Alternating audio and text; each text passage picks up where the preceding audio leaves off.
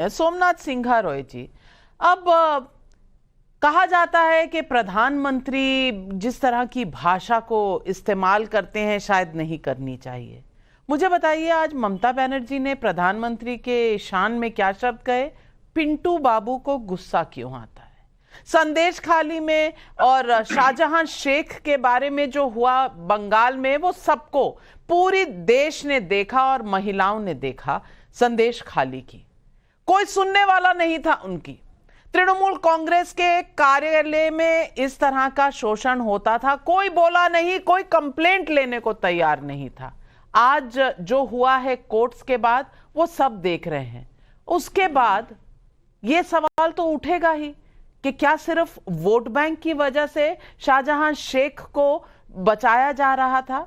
क्या क्योंकि 25 सीटें ऐसी हैं जहां 20 से 30% के वोट्स माइनॉरिटी वोट्स हैं, इसीलिए शाहजहां शेख को अरेस्ट करने में दिक्कत थी? और सवाल फिर यहीं आके रुकेगा कि क्या कुछ सीटों के लिए ममता बनर्जी की सोच सिकुड़ गई थी, महिलाओं की तरफ ध्यान नहीं गया था? क्योंकि दूसरी तरफ प्रधानमंत्री अपना दायरा और अपना परिवार बढ़ाते ही चले जा रहे हैं। आज शायद आकलन करने का समय आ गया है।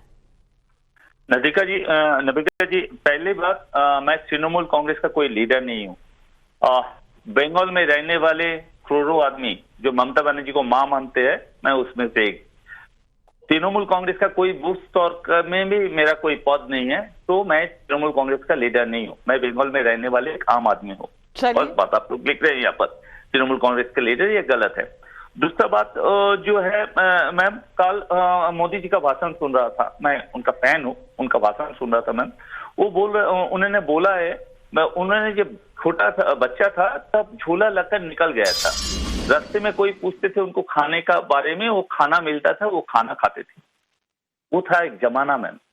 और अभी क्या होगा, कोई बच्चा झोला लेकर रास्ते में निकलेंगे, किसी का दरवाजा सामने जाएंगे, तो वो आदमी पहले पूछेंगे, तुम हिंदू हो और मुसलमान? तुम हिंदू हो, तुम छोटा जात हो, वो बड़ा जात? ओ, तुम छोटा जात हो, तुम यहाँ से निकल जाओ। नहीं, मैं मुस्लिम हूँ। मुस्लिम हो तो पाकिस्तानी होगा, तुम पाकिस्तान से आया, चलो यहाँ से निकल जाओ। उस जमाना था जिस टाइम में मोदी जी एक झोला लेकर रास्ते में निकालने का बाद आम आदमी खाना देते थे, कुछ नहीं पूछते थे जात पात का बारे में। लेकिन बीजेपी गवर्नमेंट आने का बाद अभी कुछ भी करो, तुम क्या खा रहे हो, क्या पढ़ रहे हो, कहाँ जा रहे हो, सब में ये जात पात का अलग से देखते हैं। और मैम, आप बोल रहे हैं ममता बनर्जी जो भाषा, हाँ, दीदी बोलना छोड़ दिया मोदी जी ने, अच्छा किया। शाहजहां का बारे में आप बोल रहा था, मैं सुन रहा था मैम। अभी मेरा पास जो रिकॉर्ड है उसमें 1 घंटे में पूरा देश में 51 महिला का ऊपर अत्याचार होता है 1 घंटे में। सिर्फ ये नहीं है मैम, जो एमपी है ना, जिसका सपोर्ट में प्राइम मिनिस्टर बना है, मानती हूँ इस देश में बहुत से बलात्कार होते हैं, बहुत से रेप होते हैं, लेकिन कितने पॉलिटिकल पार्टी के दफ्तरों में होते हैं, इनकी गिनती आपको पता है सोमनाथ सिंघा रॉय जी? तृणमूल कांग्रेस के पार्टी ऑफिस में ये काम होता था। जवाबदेही होती है कि नहीं वहां की सरकार की? शलभमणि त्रिपाठी जी, सवाल को भटकाना, अटकाना जरूर, अगर आपका कोई सवाल बीजेपी से है तो जरूर उठाइए। मैं बीजेपी की तरफ से नहीं बोलती हूं, लेकिन मैं पूछना चाहती हूं, इनमें से रेप्स में से जो आप गिना रहे हैं, अगर बीजेपी के दफ्तर में कोई हुआ होगा तो सबसे पहले झंडा लेकर और माइक लेकर, कैमरा लेकर मैं वहां खड़ी होंगी महिलाओं के साथ। आप सोमनाथ सिंघा रॉय जी बात क्या कर रहे हैं? शलभमणि त्रिपाठी जी, आप भाग गया मैम। नाविका जी, पूरा देश शर्मसार हुआ, पूरे देश ने पूरी घटना पे हैरानी जताई। और जिस प्रकार से चुप्पी देखिए, केवल टीएमसी नहीं, कांग्रेस की चुप्पी आप देखिए, इनके जो इंडी गठबंधन के जो बाकी लोग हैं उनकी चुप्पी देखिए। संदेश खाली में जो हुआ है, मुझे लगता है कि इस सदी की सबसे बड़ी बर्बरता है नाविका जी। इससे ज्यादा वैश्याना, इससे ज्यादा बर्बरता, इससे ज्यादा क्रूरता, इससे ज्यादा शर्मनाक घटना कोई हो नहीं सकती। और जिस प्रकार से सरकार पूरी तौर पर खड़ी हुई, सरकार जिस प्रकार से जो मुख्य आरोपी है उसके साथ जिस प्रकार से खड़ी हुई, उसको केंद्रीय एजेंसियों से बचाने की कोशिश हुई, उसको मुकदमों से बचाने की कोशिश हुई, और जब गिरफ्तारी की गई किस प्रकार से उसको सेफ पैसेज दिया गया, जैसे रेड कॉर्पेट पे उसको लेके जा रहे हैं, वो पूरे गर्व के साथ जा रहा है। गिरफ्तारी के बाद ऐसा लगता है कि वो वापस लौट के आके दोबारा सबको धमकाएगा। माताओं बहनों को सड़क पर उतरना पड़ा। सोमनाथ जी, आपका नाम बहुत अच्छा है सोमनाथ के नाम से, लेकिन जरा आप सोचिएगा कि आप जिनके बारे में चर्चा करने आज जहां बैठे हैं और आप जिनको डिफेंड कर रहे हैं, आप क्या चेहरा लेके घर पर जाएंगे? आप जब अपने घर पर जाएंगे तो संदेश खाली की घटना को लेकर आप क्या जवाब देंगे? सवाल पब्लिक भी पूछ रही है, सवाल पब्लिक भी पूछ रही है। आप किसी को भी चुन सकते हैं, ये एक आजाद देश है, चुनाव आ रहे हैं, कोई किसी को भी चुन सकता है। इस देश में हर नागरिक के पास ये हक है, लेकिन सवालों को सुनिए और समझिए कि जनता क्या कह रही है।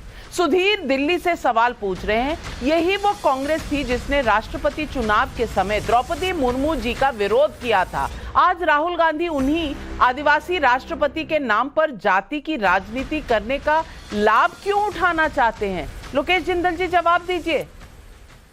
देखिए, राष्ट्रपति बनने के बाद में सर्वप्रथम हक ऑर्डर ऑफ प्रेसिडेंस के तहत राष्ट्रपति का होता है, ना कि प्रधानमंत्री का। तो मंदिर में ऑर्डर ऑफ प्रेसिडेंस किसी भी सेरेमनी की अगर हम बात सबसे पहले मंदिर में क्यों नहीं? अगर मंदिर की बात आती है तो किस कारण राष्ट्रपति जी का हक नहीं है, इसका जवाब दीजिए मुझे। नहीं, पर आप मुझे जवाब दीजिए। आदिवासियों के लिए आपका तो दिल इतना धड़कता है, राहुल गांधी का इतना धड़कता है, तो फिर आदिवासी राष्ट्रपति के उम्मीदवार द्रौपदी मुर्मू जी के लिए वोट क्यों नहीं डाले, सपोर्ट क्यों नहीं किया कांग्रेस पार्टी ने? भाषण अपनी जगह है, सपोर्ट क्यों नहीं किया ये बता दीजिए। सपोर्ट करना चाहिए था कि नहीं? और मैं अमीक जमाई जी आपसे भी पूछूंगी, तब इनके ही नेताओं ने क्या कहा था, किस तरह से अवमानना की थी? राष्ट्रपत्नी कहा था। मैं पूछना चाहती हूं, आज आदिवासियों के लिए बहुत मान सम्मान की भावना जग रही थी, तो तब क्या हुआ था?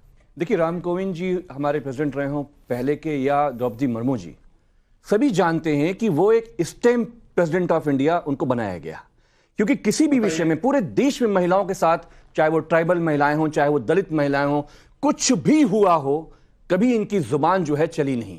तो हमारी शिकायत सिर्फ इतनी थी। दूसरी बात यह है कि शिरोमणि त्रिपाठी जी जानते हैं, और मैडम आपने कहा कि आपने जंतर मंतर पे महिलाओं का पूरा आंदोलन का नेतृत्व किया, तो एक जो महिला आंदोलन, महिला कल्याण विभाग के सबसे बड़े नेता, नहीं, महिलाओं के पक्ष में मैंने कहा अगर जरूरत पड़ी और अगर किसी पॉलिटिकल पार्टी के तरफ से ऐसा हुआ उनके कार्यालय में, तो मैं सबसे पहले सवाल पूछने मैं कह रहा हूं कि हमारे देश की सभी स्पोर्ट्स की जो बेटियां जो एथलीट चैंपियन थी, इन्हीं के मेंबर ऑफ पार्लियामेंट है ब्रजभूषण शरण सिंह, अभी ये लोकसभा का टिकट देने वाले हैं, पूछिए उनसे। वो तो महिला कल्याण, अच्छा, इनकी पार्टी में क्या हो रहा है आपको महिला कल्याण अधिकार चलाते हैं ना ये।